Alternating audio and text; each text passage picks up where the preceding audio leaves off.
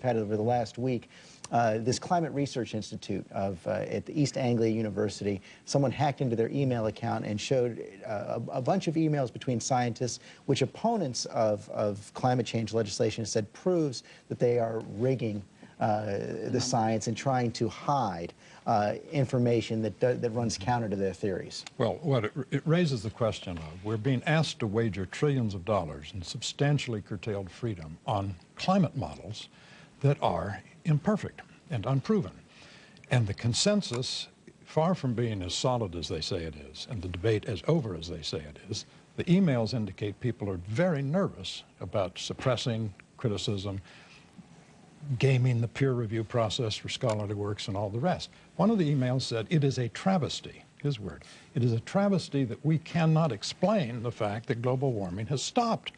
Well, they shouldn't be embarrassed about that. It's a complicated business, and that's why we shouldn't wager these trillions. You know, all these emails, people have never seen what academic discussion looks like. There's not a single smoking gun in there. There's nothing in there.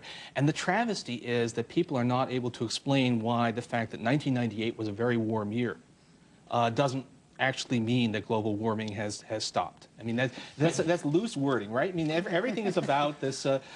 We're really in the same situation as if there was one extremely warm day in April. And then people are saying, well, you see, May is cooler than April. There is no trend here. And that's what the travesty is, how hard it has been to explain why that's bad reasoning. One of the emails, Paul said he wished he could get rid of the medieval warming period. That lasted 600 years. No, that's not. If you read this has all been explained. What he meant is they want to put a start on it. We have an end to it. We don't have a start on it. And what there's a lot of loose use of language when you're just talking among each other. Yes, and what the deleting really meant.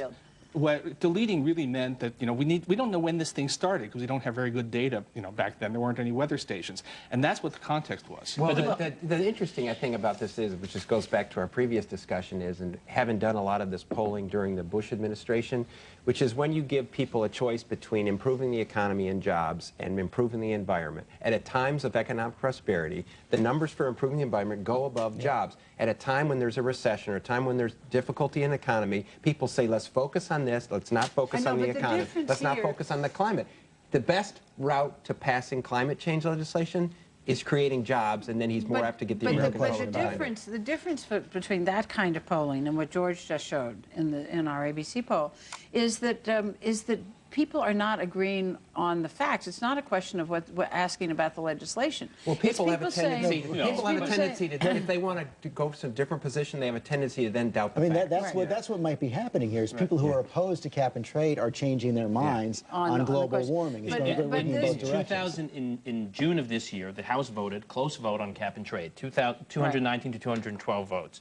One out of five congressional Democrats voted against the cap and trade bill. If that vote were held today against the backdrop of this news plus even worse economic numbers, to Matt's point, I guarantee you you'd have two out of five. Which is why it's not probably lose those 8 Republicans. To the spring at the earliest. Which is why Nancy Pelosi was very clever to get it in her pocket when she could. But for the president to then be going to Copenhagen with all of this going on becomes somewhat problematic for him, I think. What the president is going to say there is that the United States pledges to reduce its carbon emissions 83% below the 2005.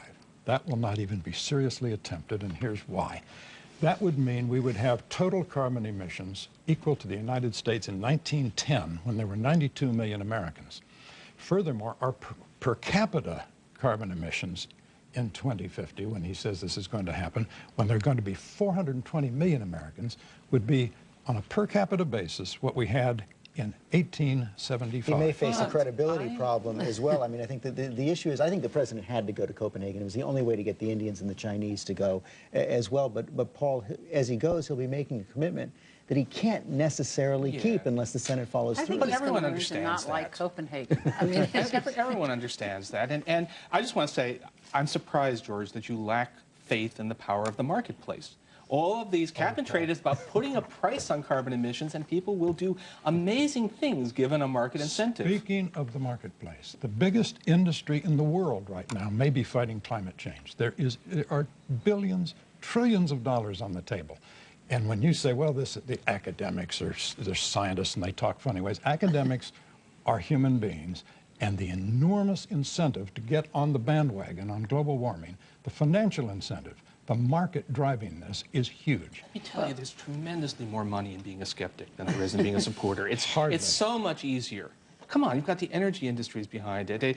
There are 20 times as many believers as there are skeptics in the scientific community. They get almost equal time in the media. Paul, it's much more pleasant to be a skeptic. Is there a larger venture capital firm in this country than the energy department of this government, which right now is sending out billions and billions of dollars in speculation on green energy?